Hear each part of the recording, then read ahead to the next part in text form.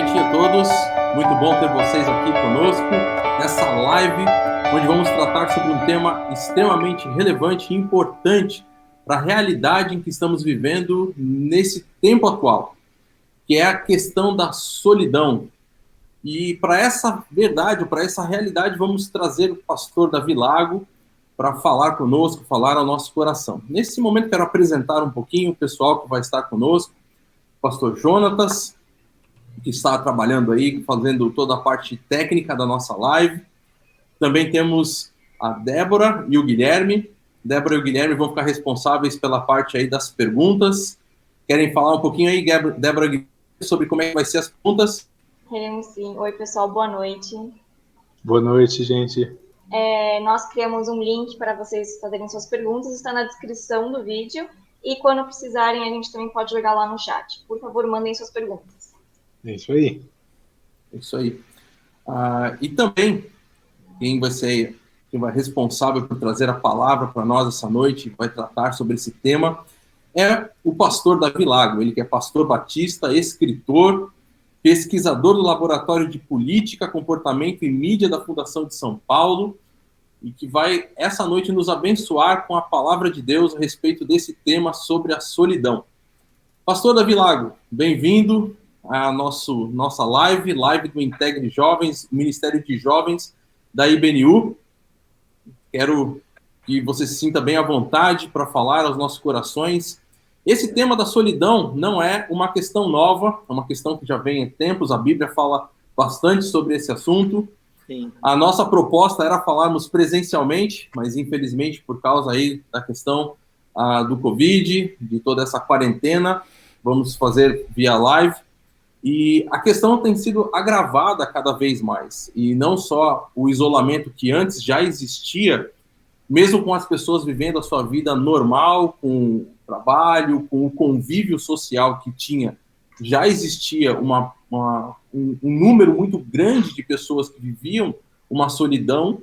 Hoje, com o isolamento social e o governo agora falando sobre o lockdown total mesmo, né, o lockdown que vai acontecer em estados, essa situação tem agravado cada vez mais. E é por isso que nós gostaríamos de tratar sobre esse assunto, conversar sobre essa questão extremamente relevante e importante, e que o irmão nos abençoe realmente com a palavra de Deus, abrindo aí as nossas mentes e os nossos corações para saber o que a Bíblia fala sobre esse assunto. Pastor, fique à vontade, fale conosco. Boa noite, Dilean, pastor Jonatas, Débora, Guilherme, nos acompanhando. Primeiro, louvar a Deus pela vida de vocês, pela Igreja Batista das Nações Unidas, pastor Luiz Saião, pelo exemplo, pela inspiração que vocês representam para a Igreja brasileira como um todo, não apenas na nossa tradição batista, mas o ministério que vocês têm desempenhado inspira pessoas ao redor do mundo. Então, primeiro eu queria dizer que eu estou muito honrado, muito feliz com esse convite, é uma honra muito grande estar aqui. Segundo, lembrar, você já falou, né, Dilean, que esse tema já estava escolhido já há muito tempo atrás. Nós, quando colocamos essa ideia da relação entre a saúde mental e a solidão, não foi originalmente por causa da quarentena, ou lockdown, medidas sanitárias de distanciamento social. Era um tema que agora ganha uma relevância, uma importância ainda maior. Eu queria começar falando sobre isso. Eu queria, nesse início aqui, colocar pelo menos 3 razões por que é um desafio falar sobre solidão e sobre saúde mental, 2 conceitos que andam muito juntos. Primeiro, é um desafio falar sobre esse assunto porque saúde mental, diferentemente da saúde física exposta, uma fratura exposta, um machucado, que fica com uma cicatriz depois, a saúde mental é uma saúde interior, é uma saúde que tem uma linha tênue, né? O que é a saúde mental enquanto psiquiatria, remédios que são, às vezes, necessários, prescritos por médicos, por psiquiatras, de conflitos espirituais, porque são 2 dimensões internas do ser humano, né? A sua espiritualidade, a sua psique, a sua saúde mental. Então, esse é um primeiro desafio quando nós vamos conversar aqui no ambiente da igreja sobre esse assunto. Às vezes não é muito claro o que é uma demanda espiritual do que é uma demanda propriamente psiquiátrica. Então, é sempre um desafio conversar sobre esse assunto por causa disso. Um segundo desafio para a gente conversar sobre esse assunto é que nós não fomos feitos para a solidão. Nós não fomos feitos para vivermos em solidão. E aqui está uma situação onde é obrigatória, até por agora força de decisões do governo, né? Lá no Maranhão, por exemplo, no Brasil, foi o primeiro estado, a capital, São Luís, né? O governador do estado do Maranhão, ele decretou o lockdown, o fechamento, e esse não é o habitat natural do ser humano. Então é sempre um desafio falar sobre solidão num momento como esse, num momento onde as pessoas são orientadas até por lei não estarem, não é isso que o ser humano foi criado para viver, né? Então tem até aquela frase famosa que diz assim: nós precisamos de pelo menos 2 pessoas para nascer e a gente precisa de pelo menos 4 para enterrar o nosso caixão, depois carregar o nosso caixão. Então, definitivamente, o ser humano ele não foi criado para estar só. Não é bom que o homem esteja só, como diz o livro do Gênesis. E, em terceiro lugar, eu acho que também é um desafio conversar sobre esse assunto nos dias de hoje, porque a nossa geração, ela tem pela primeira vez na história essa possibilidade que estamos vivenciando agora, essa tecnologia de transmissão simultânea. Isso é algo muito recente. Às vezes nós esquecemos, né, que, por exemplo, a fotografia é algo muito novo, não existe 200 anos de fotografia, né? O cinema é algo muito novo e essas possibilidades novas de transmissão, de reuniões online, isso é uma nova demanda até mesmo teológica, né? Será que existe culto virtual? Será que existem sacramentos via internet? Então, esse é um desafio muito novo para a igreja. Então, perceba que é um tema, poderíamos falar outros, mas eu quis destacar pelo menos 3 grandes desafios. A natureza interna dessa discussão, a natureza forçada do isolamento, que não é o nosso comportamento habitual, e também essas tecnologias de informação que são novas, é algo em tempo real que nós estamos vivenciando. Daí a importância da Bíblia Sagrada. Daí a importância de nós lermos, estudarmos as Escrituras em oração, com devoção, com piedade, com os irmãos, para juntos discernirmos como que nós devemos agir. Aliás, em Efésios 5 fala sobre isso. Eu queria até iniciar lendo esse texto, né, de Efésios capítulo 5, quando diz expressamente, explicitamente, a seguinte orientação aos cristãos. Diz assim, eu vou ler o verso 15, 16 e 17. Portanto, vejam prudentemente como andais, não como nécios, mas como sábios, aproveitando as oportunidades ou remindo o tempo, porque os dias são maus. Portanto, não sejam insensatos, mas procurem entender, compreender qual é a vontade do Senhor. Então, a Bíblia, ela sempre nos chama, e esse é um dos textos diretos sobre esse assunto, nós somos convocados, enquanto pessoas cristãs, nascidas de novo, que fazem parte dessa família de Deus, como Paulo já tinha apontado até aqui em Efésios, nós somos convocados a refletir sobre os dias que nós vivemos e discernirmos, então, a vontade de Deus para um momento como esse. Então, essa é a linha da nossa conversa, essa é a linha do que a gente vai tentar conversar. É uma tentativa de discernimento. Não seria propriamente um sermão, eu não sei nem como é que faz para pregar online, assim, eu nem consigo, acho, fazer isso, mas eu acho que aqui nesse tom de conversa, a gente pode ir junto aqui, ler alguma coisa na Bíblia e alguns apontamentos finais para a gente orar e ouvir as perguntas das pessoas, né? É algo mais dialogal mesmo do que simplesmente um monólogo, eu ficar aqui falando. E antes de entrar aqui, então, no tema propriamente dito, já fica o meu autoconvite para a gente estar junto presencialmente assim que possível, hein? Vamos adiar e assim que normalizar a situação, a gente está junto. Vamos lá. Para conversar, então, eu quero primeiro falar melhor sobre o conceito de saúde mental, o conceito de solidão, à luz da Bíblia. O que a Bíblia fala desses dois temas, para aí a gente entrar num momento de apontamentos práticos. Saúde mental. Bom, saúde mental tem uma frase do Fernando Pessoa, o grande poeta da língua portuguesa, no livro dele, Aforismos. Ele faz uma pergunta muito inteligente. Ele diz o seguinte: os médicos sabem dizer o que é uma alma doente, uma mente doente, mas quem ousa dizer o que é uma mente sã? Quem ousa dizer o que é uma alma sã? Isso é muito interessante. Qual que é o padrão de uma alma sã? Qual que é o padrão de uma mente sã? E é inteligente esse insight do Fernando Pessoa, porque apesar de ser difícil mesmo conceituar o que seria uma alma sã com as nossas próprias palavras, é interessante que nós entendemos quando alguém está doente. Eu posso não entender plenamente o que é uma mente sã, mas a gente facilmente identifica uma alma doente. A Bíblia fala sobre isso também. Por exemplo, uma pessoa cismada com um único assunto e incapaz de falar outro assunto. Essa pessoa, a experiência comum e as escrituras vão dizer, essa pessoa está perturbada mentalmente, ela está com fixação, ela só fala isso. Por quê? Porque a maior parte das pessoas, a Bíblia mostra que a vida ela é composta de diversas áreas, de diversas cadeias de relacionamentos e não uma única coisa. Outro exemplo, uma pessoa que é insensível, agressiva, violenta, sempre ofendendo as outras, sempre humilhando as outras. A experiência comum e as escrituras vão mostrar que esse é um comportamento mental que não é adequado, que ele não é o que se espera das pessoas.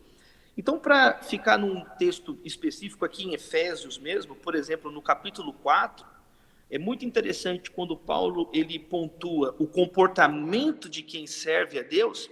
Ele diz de um modo muito claro assim, no verso 31, olha os comportamentos que não pertencem a alguém, a uma alma que está cheia de Deus.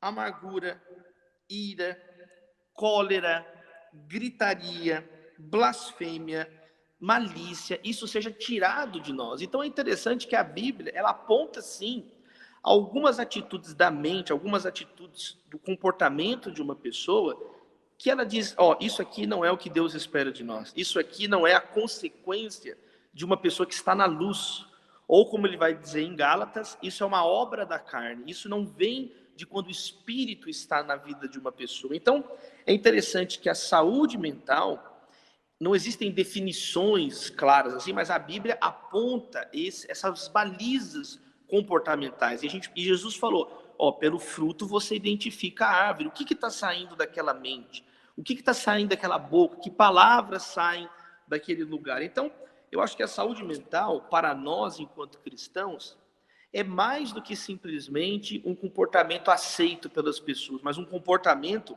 aceito pelas escrituras sagradas. E isso é importante. Olha que interessante essa reflexão.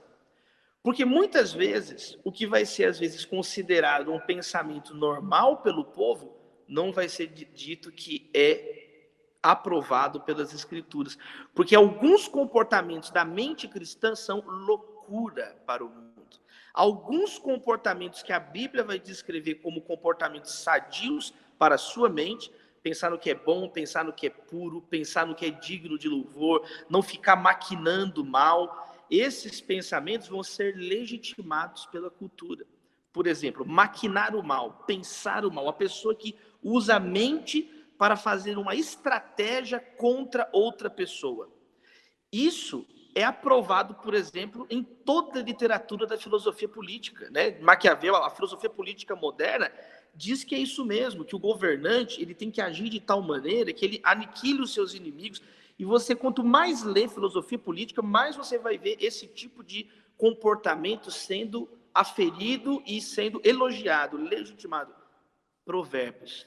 Tem coisas que Deus odeia, as 6 coisas, e a 7ª ele abomina. Ele abomina quem semeia contendas, ele abomina a mente que vive maquinando o mal. Então, eu acho que esse aqui é um contorno bíblico para a gente definir, então, o que seria saúde mental. não é apenas um comportamento que a maioria do povo vai aceitar ou não, senão nós relativizaremos o que vai ser a santidade. Eu acho que isso é uma parte da discussão, mas vai além.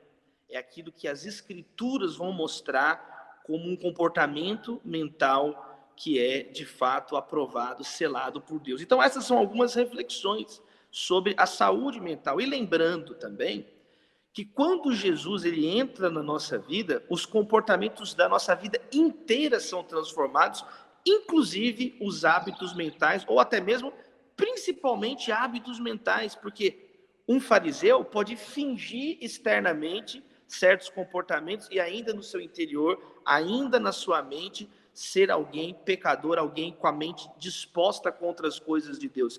Mas o Evangelho, ele transforma a mente, por isso que nós devemos amar a Deus de todo entendimento. E tem um exemplo bíblico, que é o endemoniado gadareno.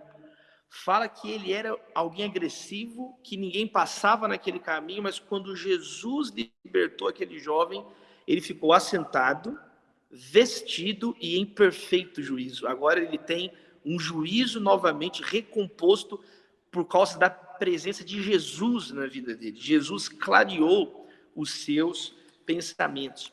O apóstolo Paulo foi chamado de louco, quando em Atos 26, ele está discursando no pretório diante de Agripa, Berenice, ele está diante de toda a elite que foi reunida para ouvir o discurso dele. Ele foi interrompido por Festo no meio do discurso, que disse: Paulo, você está louco. Paulo, você não está certo da cabeça, você estudou tanto que você ficou maluco. E Paulo fala assim: não, o que eu estou dizendo tem bom senso, eu não estou louco. É muito engraçado a pessoa ter que falar isso, né? Eu não estou louco, eu estou dizendo algo de bom senso. Então isso é muito importante, que às vezes as pessoas com uma mentalidade não cristã vão chamar o cristão de louco, como fizeram com Paulo, né? E a gente sabe na história que quem estava certo da cabeça era Paulo. Para fechar esse primeiro ponto, o próprio Jesus foi chamado, ele perdeu o juízo, ele está endemoniado. As pessoas líderes da nação judaica lá, da religiosidade, os fariseus, os saduceus, criaram complôs, e uma das acusações que eles faziam contra Jesus é que Jesus estava fora de si. Então o cristão, é claro que em uma medida existe o valor da opinião das pessoas, mas é mais profundo. Saúde mental para nós é muito mais do que a validação da sociedade, é aquilo que as escrituras afirmam para nós. E aí tem um segundo tema, que foi proposto pelo Integre Ministério de Jovens, que é a solidão. E a Bíblia fala muito também sobre a solidão. Eu queria apontar algumas coisas. A solidão, ela pode ter circunstâncias diferentes. Então, por exemplo, em primeiro lugar, a Bíblia rejeita a solidão desejada, a pessoa que quer viver em solidão contra tudo e contra todos. Provérbios 18, por exemplo, vai dizer que a pessoa que tem esse comportamento, ela se insurge contra a verdadeira sabedoria. Então, uma primeira orientação bíblica muito clara é que a pessoa que insistentemente, regularmente, de modo contínuo, não quer viver com os outros, ela é uma pessoa tola, ela é uma pessoa nécia, ela está negando o propósito de Deus para a vida dela, que não é esse, não é se isolar, ela se insurge contra a sabedoria, né? Provérbios 18, verso 1 e verso 2. Mas a Bíblia também, ela não vai dizer que toda forma de solidão é errada, toda forma de solidão é necessariamente pecaminosa. A Bíblia, por um lado, não vai exaltar a solidão como um fim em si mesmo, como algo desejável, mas, por outro lado, a Bíblia ela vai falar da importância de certos momentos onde nós vamos nos reunir com Deus, de certos momentos onde eu não vou agora ficar avaliando a vida de ninguém. Examine o homem a si mesmo.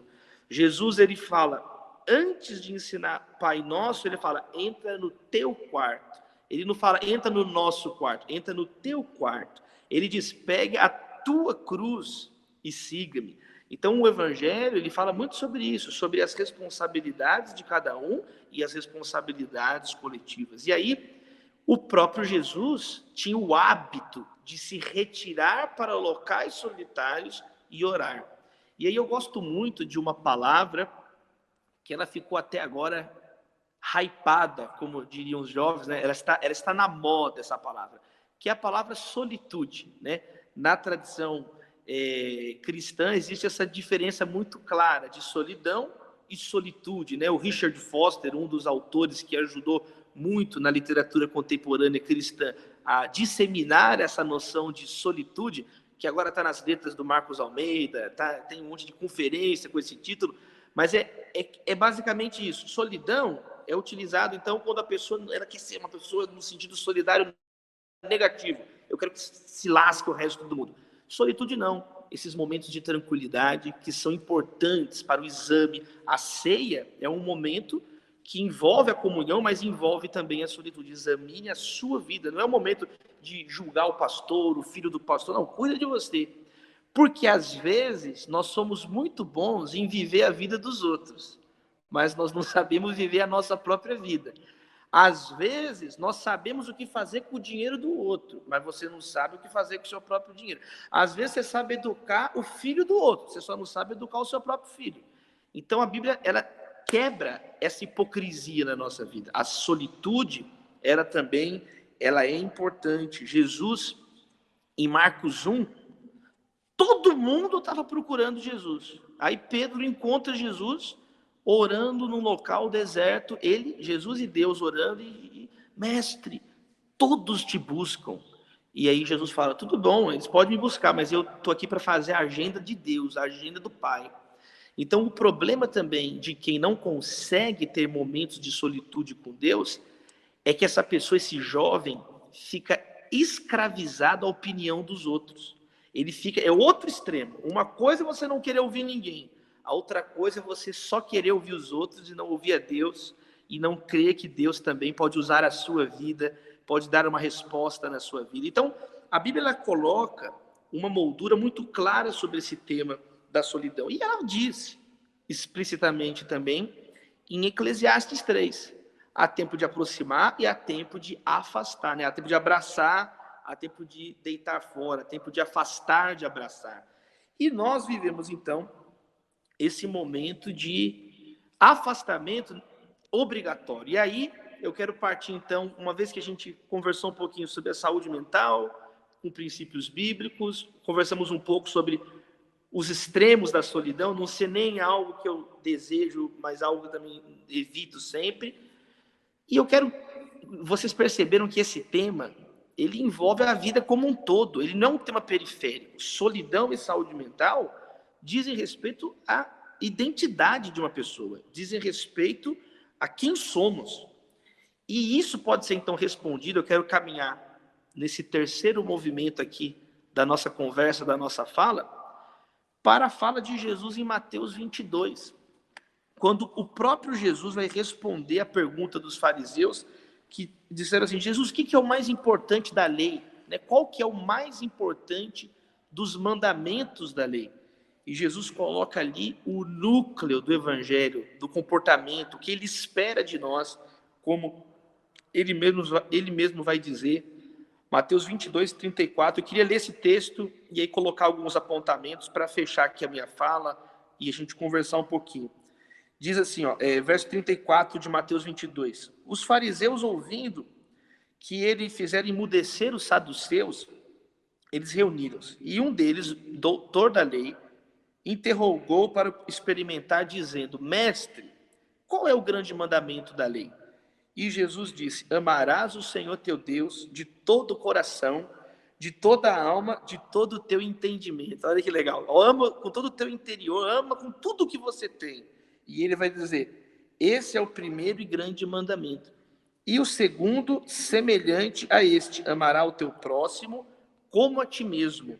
Desses dois mandamentos dependem toda a lei e todos os profetas. Veja que maravilha esse texto, porque ele vem em cheio do nosso assunto. Então, Jesus, ele diz que tem dois mandamentos. Não é um mandamento misturado, são dois. Porque ele fala o próter e ele fala o deutera. Existe um próter, um primeiro mandamento no grego, próter, e Jesus fala a palavra deutera, mesmo termo lá que a Septuaginta vai chamar Deuteronômio, que é um posterior, o seguinte, ou o segundo, como está colocado aqui nas nossas traduções em português. Então Jesus fala que são 2 mandamentos. E Jesus, ele mostra que tem uma prioridade. Existe, o segundo depende do primeiro, mas o primeiro não depende de nenhum outro. Então, a primeira coisa que Jesus fala é: ame o Senhor, o teu Deus, de todo o teu coração, de toda a tua alma, de todo o teu entendimento. Olha que mensagem bonita sobre esse tema de saúde mental e solidão. É que nós somos convocados no Evangelho a colocar toda a nossa vida, e eu quero destacar aqui 2 palavras: pessoalidade e personalidade. Nós somos chamados a amar a Deus pessoalmente, cada um de nós. Não existe, o Charles Spurgeon tem uma frase assim: não existe salvação por procuração. Ou como meu amigo, pastor Tomás Camba, lá dos Jovens da Batista do Morumbi, lançou um livro muito legal também, né? Não terceirize sua fé. Não tem como terceirizar o amor a Deus. O amor a Deus é algo, se Ele nos amou, se nós o amamos, é porque Ele nos amou primeiro. Então, tudo parte de um coração voltado para Deus, pessoalmente, e a sua personalidade. Amar a Deus com tudo que você tem. Só você tem a sua mente, só você tem os seus dilemas, só você tem o teu corpo, só você tem aquilo que Deus te deu. E Jesus nos chama a amar pessoalmente e com a nossa personalidade, com tudo que nós temos. Se isso não estiver em primeiro lugar na nossa vida, a nossa solidão não vai fazer sentido, nós vamos nos perder nos nossos pensamentos, porque os nossos pensamentos não têm um propósito maior, os nossos pensamentos vão ficar dispersos, e aí a gente vai ficar especulando um monte de coisa. Então Jesus, ele coloca uma prioridade. A importância de amar Deus em primeiro lugar, Jesus ensina que é o que acaba com a ansiedade no nosso coração. Busque em primeiro lugar o reino de Deus e a sua justiça. Quando Deus não está em primeiro, quando eu desobedeço, quando eu não estou colocando Deus em primeiro lugar, Jesus mostra que essa é a causa principal da ansiedade. Tá vendo? Aí começa a doença emocional, a doença, você não sabe quem você vai agradar, você não sabe por que você está aqui. Quando Deus está em primeiro lugar, eu sei de onde eu vim, eu sei por que eu estou aqui, eu sei como eu devo viver, eu sei para onde eu vou. Concluindo esse ponto, então, Jesus, ele mostra a importância de amar Deus em primeiro lugar e que isso tem uma relação direta com a ansiedade, que é talvez a grande descrição de uma alma perturbada, de uma mente perturbada, uma mente inquieta. Em Mateus 6, ele diz assim, depois de explicar que a ansiedade é destrutiva, qual que é o antídoto de Jesus? Colocar Deus em primeiro lugar, buscar o reino de Deus em primeiro lugar. Quando Deus não é o foco da nossa mente, dos nossos pensamentos, e o Salmo 42 mostra isso de um modo prático. O salmista está perturbado, ele está num momento difícil, e ele está conversando com a própria alma dele. Tem gente que fala que no Salmo 42, o salmista ele não está nem bipolar, ele está quintopolar, de tanto perturbado que ele está. Alma, por que você está perturbada? Ele fica conversando com ele mesmo, e o que ele aponta? Que ele está com sede de Deus, que Deus é que vai dessedentar esse desespero da alma dele. Aliás, é tão sério esse ponto, né, que tem aquela corrente na filosofia que é o solipsismo. São pessoas que se perdem dentro do seu pensamento, que eles começam a duvidar que existem outras mentes além da mente deles. Olha que coisa vai aos extremos da razão. O solipsista, ele se perde de tal maneira que ele pensa assim, e se na verdade só existe eu, tudo que existe é esse pensamento meu e o resto não existe. Como que é perverso esse tipo de comportamento? A tua mente começa a duvidar até mesmo que outras mentes existem. Então Jesus, ele mostra que o amor a Deus, quando Deus derrama o amor dele sobre nós, a nossa resposta é amá-lo de toda a nossa mente, de todo o nosso coração. E aí a consequência disso é o amor ao próximo. Isso nos leva a uma segunda atitude, sair da solidão. Quando Deus está na minha vida, eu vou sair dessa minha solidão e eu vou ficar vulnerável, porque amar o próximo é estar vulnerável. Eu me colocar no caminho do outro, eu ir em direção ao outro. E lá na primeira carta de João está escrito que se você fala que ama Deus, mas odeia o teu irmão, você não ama Deus. É fácil falar que ama Deus que você não vê. e você está falando que odeia o teu irmão que você vê. Então, é muito interessante que é possível eu fingir que amo o próximo. É possível. É possível fingir, mas não é possível fingir que ama a Deus odiando o próximo. Aí não tem como. Eu posso até dar minha vida sem amor. Paulo fala em Coríntios 13, ainda que eu der a minha vida sem amor, não vale nada, não vai valer nada. Eu posso fingir, mas não vai valer nada. Agora, não tem como você dizer que ama Deus e odiar o próximo, não querer conversar com ninguém. Os outros estão sempre errados, só você está certo. Você sempre vai fazer melhor que o outro. O que o outro está fazendo é ruim, é só você que sabe fazer o que é certo. Nada que alguém faça está bom. Esse comportamento não é fruto de quem ama a Deus. O ódio é obra da carne. Agora, o fruto do Espírito é amor, paz, mansidão, alegria, domínio próprio. Então, o amor ao próximo, a saída da solidão, é muito importante. E é interessante a gente ver também, agora falando aqui entre os jovens, que uma pessoa que vai ficando solitária demais, numa bolha social, numa bolha cognitiva, essa pessoa vai ficando ingênua. Ela se torna uma pessoa facilmente enganada, ela se torna um jovem alienado, a pessoa, sabe, simplória, qualquer coisa que fala acredita, porque ela vai se fechando tanto no mundinho dela e ela perde a dimensão do todo. E isso é importante da gente destacar também. Autonomia não é autossuficiência. Autonomia é muito desejado, é muito importante. Agora, isso é diferente de autossuficiência. É a pessoa que pensa que ela não precisa de ninguém. Isso é um delírio, isso é um delírio. Então, nós somos interdependentes, especialmente a tradição cristã, a fé cristã, a teologia bíblica, ela vai dizer isso de um modo muito contundente, né? A ceia, o partir do pão. Nós podemos ter características diferentes, mas nós nos enriquecemos mutuamente. Então, tem uma pergunta que eu aprendi a fazer com meu amigo, o pastor Rafael Pijama, que a gente chama ele de Rafael Pijama, lá de Goiânia, da Igreja Sal da Terra.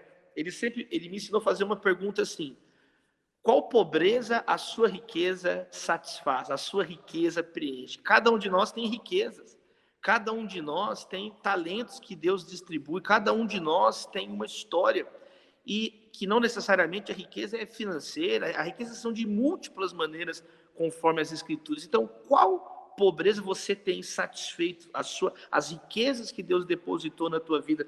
Então, eu acho muito importante que Jesus ele fala do primeiro mandamento, ele fala de um segundo mandamento que decorre do primeiro, mas ele não fala de um terceiro mandamento. Ele não fala ame a si mesmo. Não existe esse mandamento. A Bíblia claramente tem a noção de responsabilidade própria, óbvio. Né? Jamais ninguém odiou a própria carne. É um dever você cuidar de si mesmo. Mas não existe na Bíblia uma afirmação que você tem que se amar, porque a Bíblia chama isso de pecado. A Bíblia chama isso de pecado. Eu até entendo quando alguém diz assim na linguagem coloquial, não, você tem que amar mais a você mesmo. Eu entendo o que a pessoa está dizendo. Está querendo dizer assim, você tem que cuidar de você, você tem que saber se respeitar. Nós conversamos agora há pouco sobre isso. Agora, se você olhar com a linguagem bíblica, amar a si mesmo é um conceito sem sentido, porque amor é relacional. Dele, por ele, para ele são todas as coisas. A Trindade vive em amor eterno, o Pai, o Filho e o Espírito Santo. A primeira carta de João explica isso de uma maneira inalcançável, maravilhosa. Então, é muito importante, não existe o terceiro mandamento, não existe isso de você querer ser sozinho, você já está doente, você não vai ficar doente. Já é um sinal que as tuas emoções, elas precisam ser realinhadas pelo Evangelho, pela palavra de Deus. Então, queridos, eu queria deixar essa fala final lembrando um último texto para passar de volta a palavra para vocês, de 2 Timóteo. Por que eu vou citar esse texto? É provavelmente o último texto que o apóstolo Paulo escreveu. A segunda carta de Timóteo, existe um grande consenso que é a última carta escrita pelo apóstolo Paulo. É uma carta da maturidade do apóstolo Paulo, onde ele vai dizer que já está sendo derramado como uma oferta de bebida. E é muito bonito como que termina a segunda carta de Timóteo. O último trecho da última carta de Paulo, as últimas palavras de Paulo na Bíblia, ele só fala sobre relacionamentos. ele vai falar sobre os amigos que ele teve nesse caminho e explicar para Timóteo, o jovem Timóteo, a importância dos relacionamentos. Então ele começa a falar que tinha Demas, mas Demas abandonou ele, então tem pessoa que vai abandonar você. Ele vai falar de Carpo, que na casa dele estava guardado os pergaminhos, então tem gente que vai guardar as suas coisas. Ele fala de Marcos, que vai trazer os pergaminhos e os livros dele. Ele fala de Lucas, que ficou do lado dele. Ele vai falar de Alexandre, o ferreiro, que era alguém que perturbava ele para Timóteo. Ele vai falar depois de Trófimo, que ficou doente em Mileto. Então tem gente que fica doente no caminho, tem gente que te persegue, tem gente que te abandona porque desvia, tem gente que Deus envia para outro lugar. Tito foi para Dalmácia. Ele vai dizer que Crescente, ninguém nem sabe para onde Crescente foi, mas teve um momento que ele ficou sozinho. Teve um momento, e Paulo deixa claro que esse momento que ele ficou sozinho não foi tanto por culpa de alguém, ele não está de mimimi, ele não está, me abandonaram. Ele diz assim, eu quero encerrar com esse texto, ele diz assim no verso 16, 2 Timóteo 4,16. Ninguém me assistiu na minha primeira defesa. Antes, todos me desampararam, mas que isso não seja perdoado. E não é esse o meu foco. Que isso não seja imputado a eles. Não é isso que eu não estou querendo reclamar que eu fiquei sozinho. Ele diz assim no verso 17. Mas Deus me assistiu, me fortaleceu, para que por mim fosse cumprida a pregação e todos os gentios a ouvissem, e fiquei livre da boca do leão. É o texto de Paulo na cova dos leões. Ele disse que teve um momento na vida dele que nem os amigos mais fiéis estavam do lado dele. Mas ele teve o discernimento que Deus colocou ele nessa situação, para que fosse cumprido a missão que estava na vida dele. Então, eu queria fechar com essa palavra. A missão que Deus tem na nossa vida, o projeto, o propósito de Deus não pode ser frustrado. Ele não pode ser frustrado por alguém que nos abandonou, por uma quarentena. Inquestionavelmente, estamos agora nesse momento de distanciamento social, mas Deus vai cumprir em nós tudo aquilo que Ele tem para cumprir. Por isso, descanse o teu coração, descanse a tua mente, confie no Senhor, e que essa palavra sobre amar a Deus, amar ao próximo, ela possa ser uma realidade na nossa vida. Não é a grande sugestão, é o grande mandamento, né? Não são as duas sugestões, não são os dois palpites de Jesus. Eu vou dar um palpite aqui, ama a Deus, e outro palpite. Não é a ideia, as grandes ideias de Jesus. A ideia de amar a Deus é mandamento, e se é mandamento, a gente pode obedecer. Então, se nós formos fiéis, obedientes, nós vamos afastar ou caminhar de um modo mais saudável emocionalmente com os nossos irmãos. Queridos, é uma pequena palavra, algumas reflexões, e eu passo de Leandro, então é a palavra para você.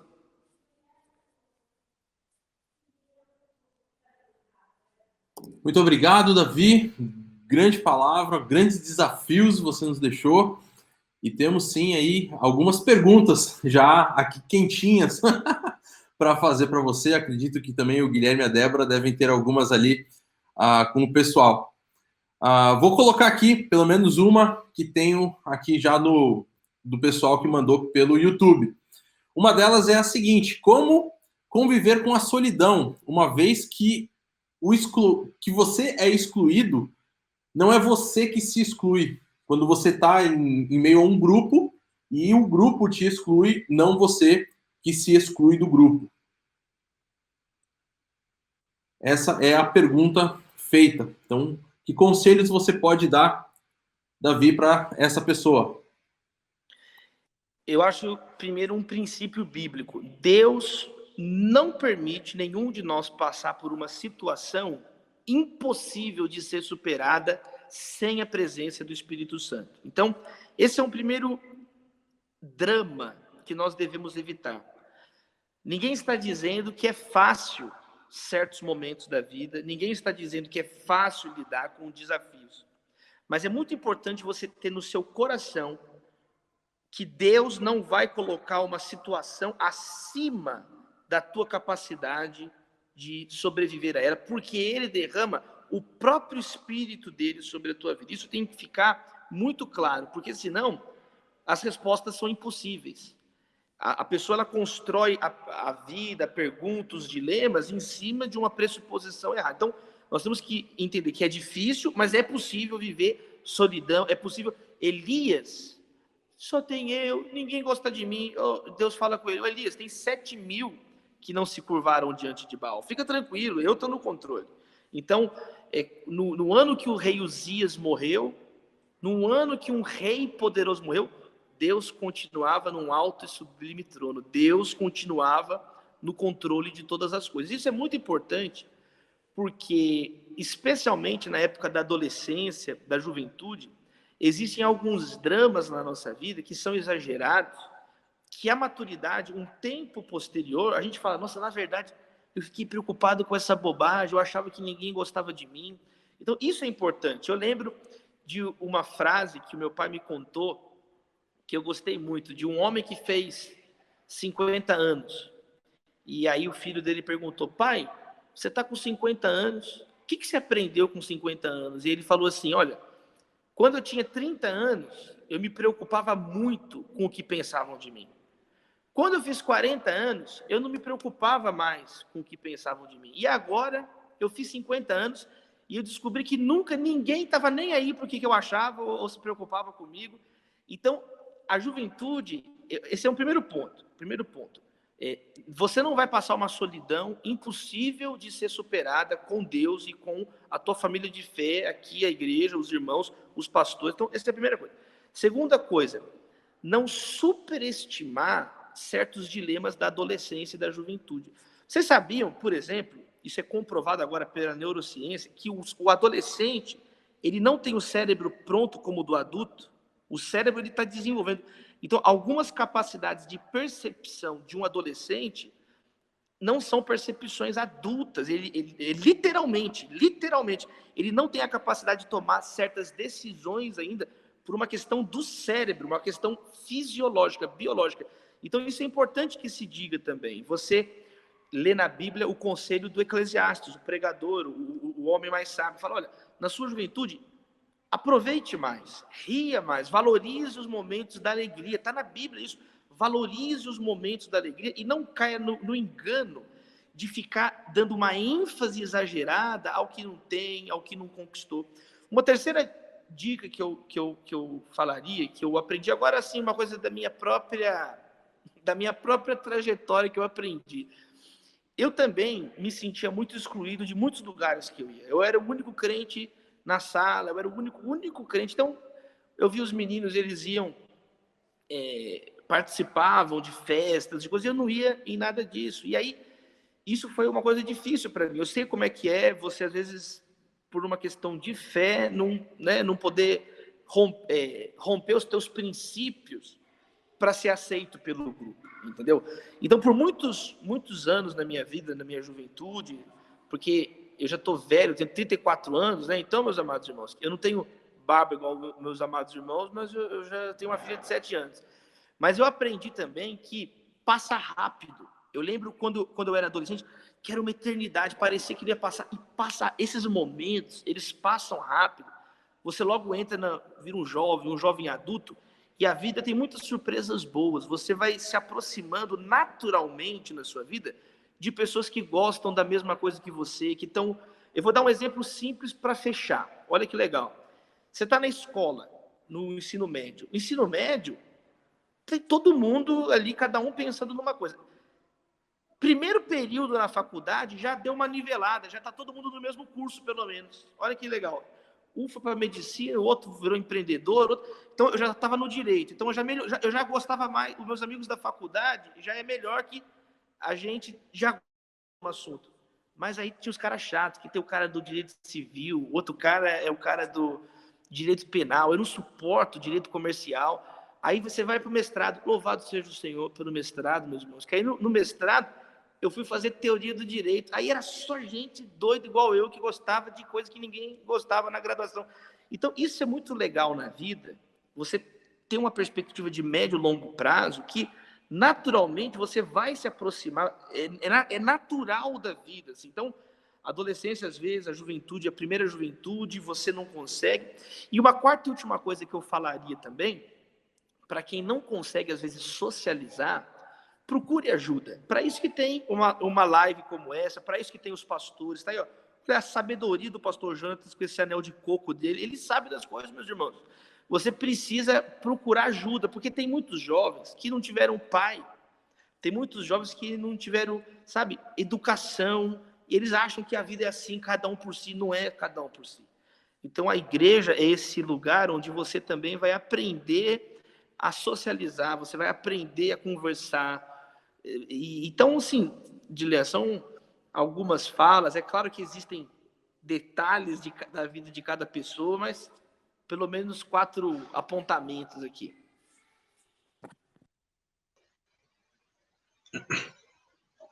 Perfeito. Nós temos...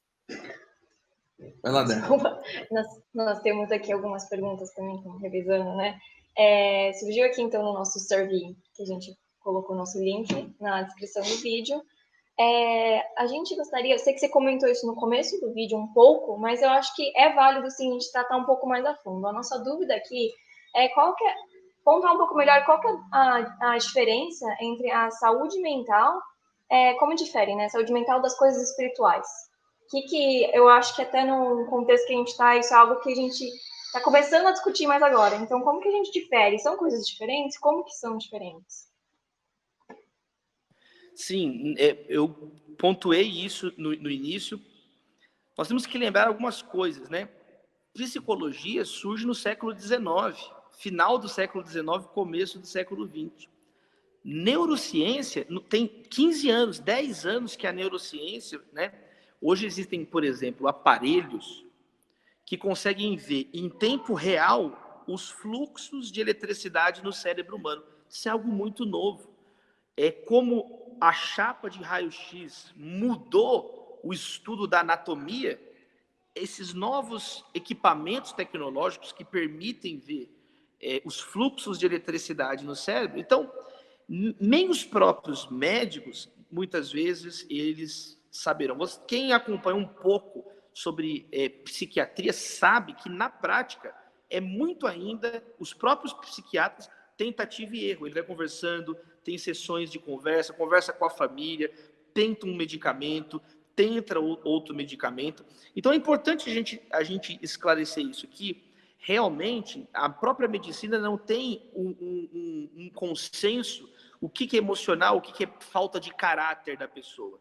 Então é muito importante, mas o que eu acho que tem que ficar claro, apesar dessa cinza, dessa nuvem, que existem problemas psiquiátricos. Esse que é o ponto. Eu acho que o cristão, ele presta um desserviço à própria fé quando ele acha que tudo é demônio.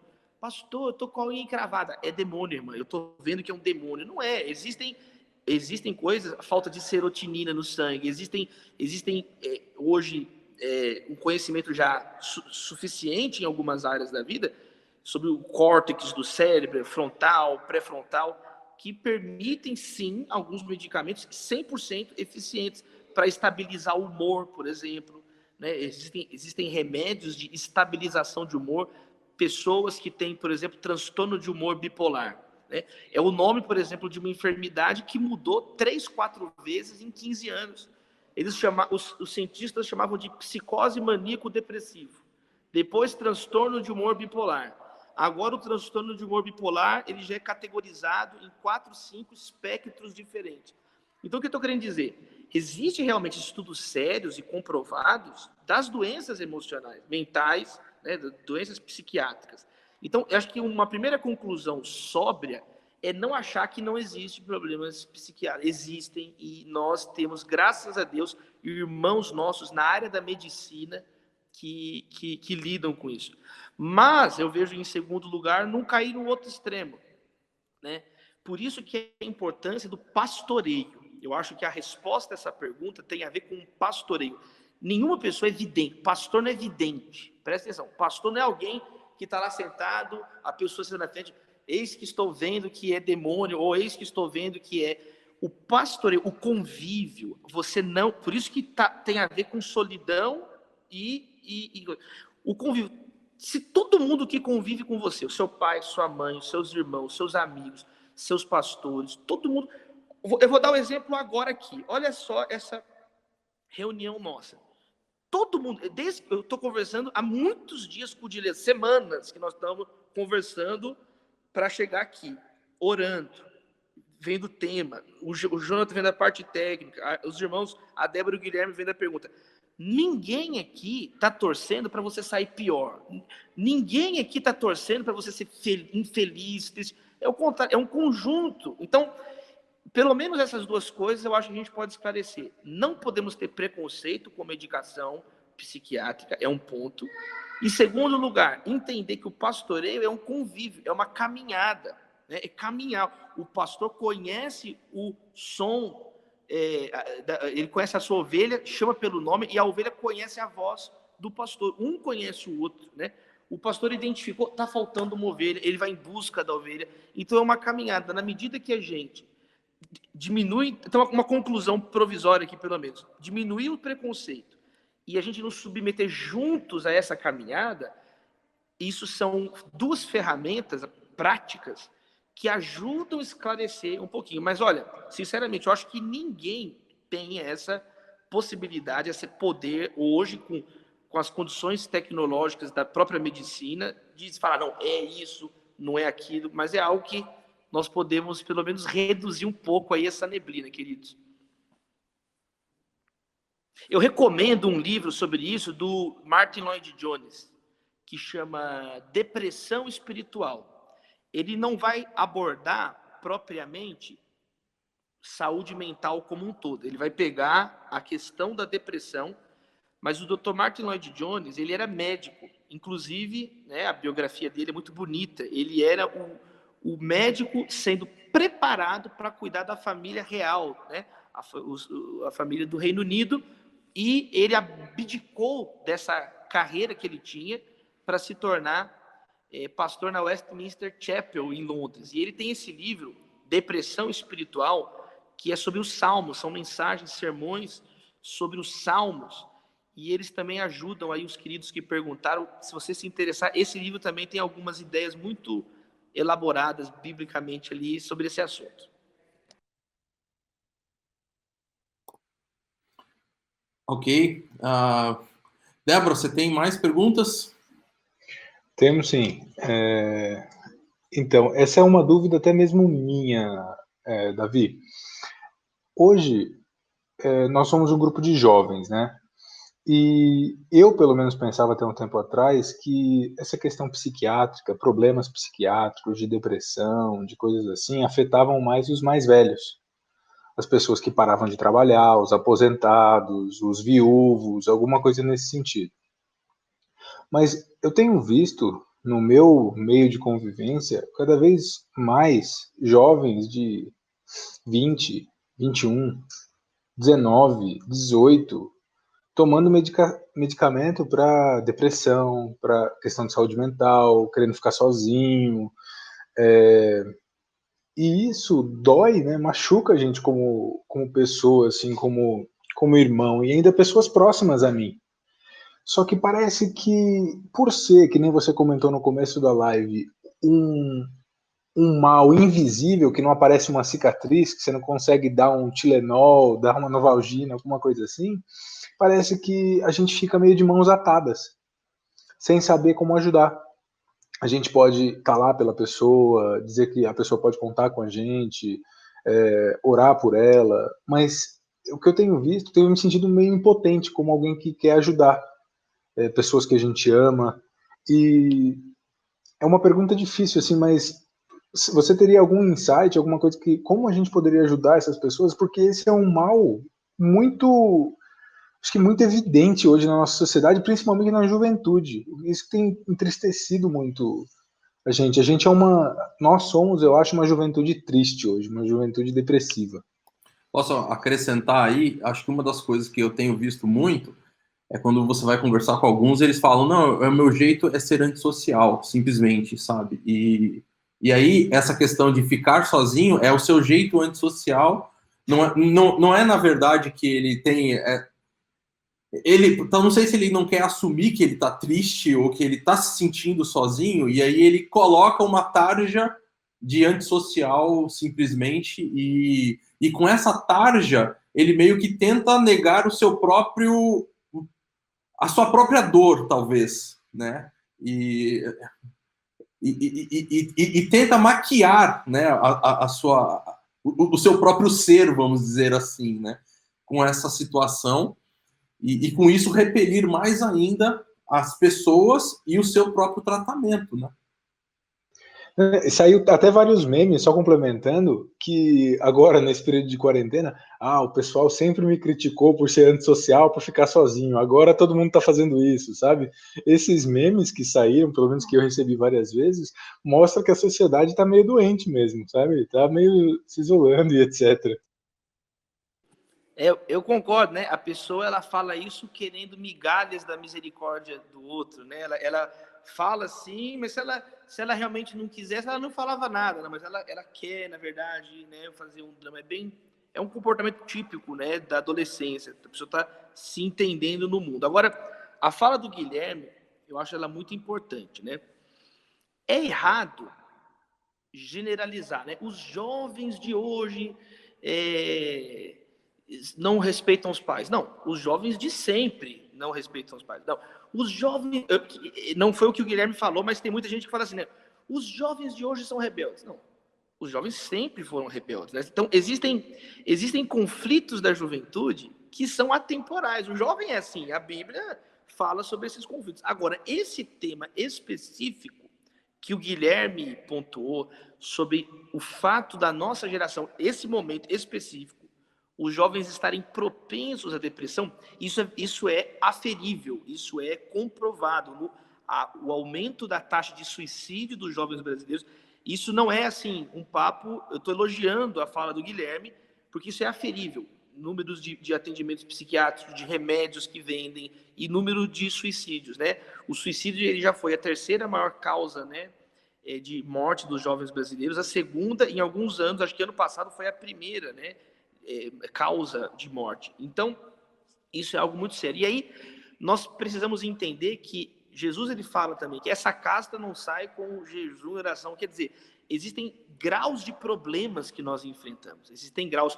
O Tim Keller, naquele livro dele, Justiça Generosa, existe esse livro? Existe, né? É o do Bom Samaritano. Ele está contando do Bom Samaritano e ele fala de graus do problema do Bom Samaritano. Um problema era ajudar o homem que estava morrendo ali na estrada. Outro problema era ensinar aquele homem a não ser pego num assalto. Outro problema era ter estrada segura na Palestina, de Jerusalém para Jericó. Então, existem camadas de problemas que nós enfrentamos. E o ponto que o Guilherme tocou, ele vai além do cuidado pastoral. Ele é um problema mais profundo. Por que os jovens brasileiros estão tão propensos ao suicídio e à depressão? Eu queria colocar aqui duas causas que são estudadas hoje por sociólogos, são comprovadas no nosso momento. Primeiro, o Brasil está vivendo o boom demográfico. O boom demográfico, o boom geracional, é o momento onde tem mais jovens do que idosos. A Europa já passou por essa fase. E isso está acontecendo agora no Brasil. O Brasil tem 50 milhões de jovens. 50 milhões. O Brasil é o 6º país no mundo com maior número de jovens. 50 milhões, só para você ter uma ideia, é 5 vezes a população de Portugal, que é apenas 10 milhões de habitantes. Então, o Brasil é o 6º país que mais tem jovens no mundo. Então, por um lado, estamos num momento que tem muito jovem. Então, os problemas dos jovens ficam mais visíveis. Os problemas dos jovens, eles estão ao redor de todos nós, porque o Brasil tem mais jovem que o normal. Em alguns anos isso vai se estabilizar, até 2030, 35, mas pelos próximos anos ainda, a pauta da juventude ela é muito grande por causa da quantidade. Segundo lugar, a falta de empregos, a falta de uma política organizada no Brasil. O Brasil está batendo cabeça com ele mesmo, o Brasil está igual um hamster, correndo sem sair do lugar desde 2013, 2012. O Brasil corre, não sai do lugar, ele não sai do lugar. E o que está acontecendo? A falta de perspectiva da geração atual, os jovens, aí vem ainda pandemia, sabe? Glória a Deus por essa live, porque a gente tem que conversar, a gente precisa cuidar. Eu fiz o sepultamento ano passado dos jovens que foram assassinados na escola em Suzano. Eu não sei se vocês lembram aquela chacina onde mataram 5 alunos da escola Raul Brasil, em Suzano, 2 professoras, o tio de um dos atiradores. Um dos meninos que morreu, ele era da igreja, né? E aí eu estava lá com os pastores da Igreja Batista, lá de Suzano, de Mogi, meu amigo pastor Júlio Vertulo, e nós realizamos ali o velório e o sepultamento daqueles jovens. Quer dizer, esse tipo de caso, que era uma coisa que você ouvia nos Estados Unidos, começou a ficar comum. 2 anos atrás, no colégio Goianazes de Goiânia, um menino foi assassinado, filho do meu amigo pastor Leonardo, lá de Goiânia, filho do meu amigo. E então, assim, o que eu estou querendo dizer? O boom demográfico brasileiro, com a falta de perspectivas, né? O mercado de trabalho mudando ao redor do mundo, muitos postos de trabalho não existem mais, sendo automatizados, né? Então, o jovem brasileiro, ele está numa panela de pressão. Então, eu concordo completamente com a análise que o Guilherme fez. Isso é um fato. Os jovens estão propensos a ficar tristes. Já está sendo chamado, inclusive, os adolescentes e crianças desse período agora da quarentena, do ano de 2020, eu já vi alguns artigos aí na internet chamando eles de V-Generation, a geração V de vírus, né? É a geração que chegou agora e não pode nem correr mais, eles têm que ficar em casa. Então, assim, respondendo, Guilherme, primeiro concordando então com a sua análise, a resposta, como eu tentei demonstrar aqui nessa fala, ela envolve uma série de ações. Ela envolve uma dimensão pastoral, os pastores têm que conversar sobre isso, compartilhar boas práticas, boas ideias, sabe, orar, buscar na Bíblia. Essa é uma dimensão, mas é um problema que envolve uma dimensão maior também, de nós trabalharmos no Brasil, como lidar com o emprego para esses jovens, porque uma coisa está completamente amarrada na outra, né? Economia criativa, quais são as maneiras de nós sairmos dessa situação? Mas eu creio que, eu tenho esperança, eu creio que Deus tem dado oportunidades para nós pensarmos nisso. São novos desafios missionários no Brasil, mas com a graça de Deus nós vamos superá-los, Guilherme.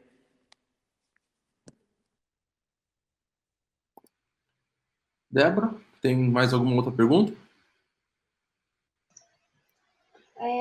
Por enquanto não temos, não. Acho que você pode ver se tem algumas dúvidas que surgiram. Eu acho que, no fim, uma coisa que eu pensei, e você já trouxe para a gente, né, uma indicação, né, uma leitura do Martin Lloyd-Jones. Se tiver outras que puder compartilhar até ao final da live, assim, seria muito bom para a gente, mas se for lembrando de mais alguma.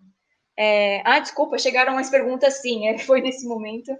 Quer fazer essa próxima? Sim, eu vou ler a pergunta da pessoa. Na verdade, ela tem uma opinião e ela quer saber se o pastor Davi concorda ou não com a opinião dela. Oi, estou lendo a pergunta, abro aspas. Acredito que, hoje em dia, as crianças e a juventude não sabem alegar ou nomear, ou até mesmo explicar o que está sentindo, podendo ser um ponto crucial na falta de compreensão dentro da complexidade da saúde mental. Concorda? Eu concordo, sim, né? Existe até uma expressão do Daniel Goleman. O Daniel Goleman é o autor de neurociência. Ele escreveu por 14 anos para o jornal New York Times, e em 1995 ele que criou o livro, né, Inteligência Emocional, que aí ele deu essa fama toda no mundo, esse conceito de não basta o QI, né, o coeficiente de cognição, mas o coeficiente emocional, a inteligência emocional. E o Daniel Goleman, ele fala muito sobre isso, sobre o analfabetismo emocional, a incapacidade, muitas vezes, das pessoas no contemporâneo de sequer expressarem os seus sentimentos de um modo que seja compreensível. E aí ele vai apontar muitos fatores, como, por exemplo, o excesso de informações. Tem uma sobrecarga de informação tão grande nas crianças, nas pessoas hoje em dia, que muitas vezes elas não conseguem mais identificar, expressar o que estão sentindo direito, né? É um dos efeitos de um mundo hiperconectado. As coisas são muito rápidas, muito marketing, não há tempo de reflexão. Existe, inclusive, no Brasil, uma série de iniciativas que denunciam isso, né? o marketing infantil, até onde é saudável para as emoções do intelecto das crianças ficarem expostas no YouTube a propagandas o tempo inteiro. Eu quero até mencionar que em São Paulo, né, tem o Instituto Alana. O Instituto Alana, um dos líderes, dos pesquisadores-chefe, é o Dr. Pedro Artung. Eles têm muitos textos sobre isso, eles combatem, eles falam assim, nenhuma criança nasce consumista, mas os meninos estão tão expostos a uma série de estímulos que eu concordo com a pessoa, o querido irmão, irmã, que colocou. Isso tem gerado uma geração incapaz, analfabeta emocional, como diz lá o Daniel Goleman, de expressar os seus sentimentos. Muito obrigada, Davi. A gente tem mais uma pergunta, então, aqui que a gente até já avançou um pouco no nosso horário. Vou ler aqui, achei muito pertinente, tem a ver até com a resposta que você deu. Nos últimos 10 anos, as redes sociais e a vida digital, de forma geral, se inseriram na nossa vida. E parece que esse estilo de vida veio para ficar. De forma que não o digital... Que o não digital. Desculpa. De forma que o não digital passou a ser real. E não há mais diferenciação entre real e virtual. É tipo uma linha tênue, né? Você acha que essa realidade pode intensificar a nossa solidão? É a primeira pergunta. E que conselhos práticos você daria para lidarmos com essa realidade da melhor forma possível? Eu concordo com a fala, com a análise, ela é um fato, na verdade, né? E vamos lá, eu tenho uma frase que eu gosto que é assim, na era digital, não deixe de usar suas digitais, né? Então, é uma brincadeira, um trocadilho, que nós não podemos perder a dimensão da carne, do sangue, do osso. Jesus, ele não morreu crucificado num programa de computador, né? É no tempo e no espaço. Então, a fé cristã, ela aponta para o corpo. Olha que interessante. Ela é, nesse sentido, uma fé encarnacional, encarnada. No final da segunda carta de João e da terceira carta de João, ele fala assim, eu tenho mais a dizer, mas não dá para fazer com pena e tinta. Eu vou fazer face a face. Ele usa uma expressão, na verdade, eu vou fazer boca a boca, que é um modo hebraico, um hebraísmo, né? Fala que Moisés falava boca a boca com Deus. Seria, nos dias de hoje, né, mano a mano, né? A gente fala olho no olho, mano a mano. E João, ele aponta um limite para a tecnologia, né? Um limite para a tecnologia de informação. Ele fala, eu tenho mais coisa para falar, mas não dá para fazer isso por uma carta. Eu vou aí falar com vocês pessoalmente. Então, existe, sim, um limite para todas as mídias, seja virtuais, seja um texto, seja uma música, seja o telégrafo, seja o código Morse, né? Um bip. E o evangelho, ele está enraizado na realidade. A nossa fé não é um mito grego, que é só uma ideia. A fé cristã pressupõe a dimensão encarnada. Não existe evangelho no vácuo.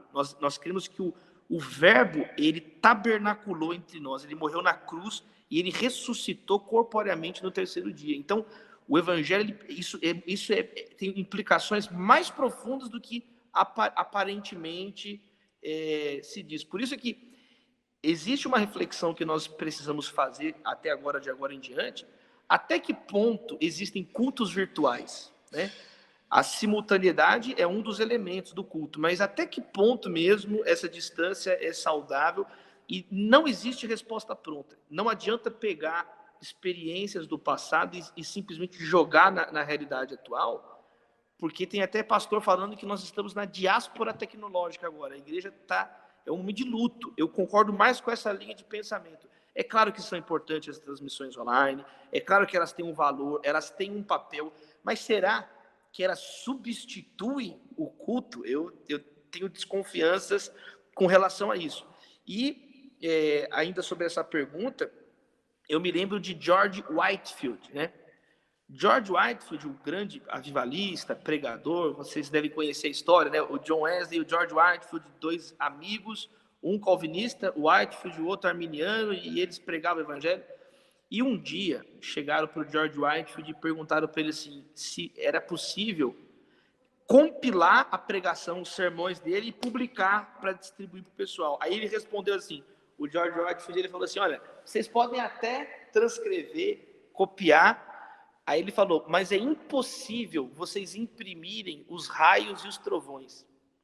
O que ele quis dizer? Ele falou assim, tudo bem, vocês podem transmitir, mas não tem como, algo que acontece, que é uma manifestação de Deus aqui, não dá para imprimir isso daí. Existe uma dimensão a mais que a letra aí não é capaz. Então, eu penso que a gente tem que, na verdade, eu acho que essas perguntas apontam para um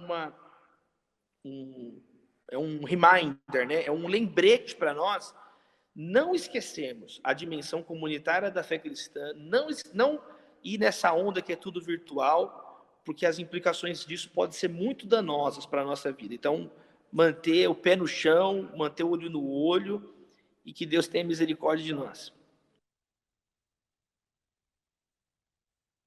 Amém. Que Deus tenha misericórdia de nós. Pastor Davi, muito obrigado mesmo pelo tempo, por todos os conselhos, pela palavra tão rica e abençoadora para nós.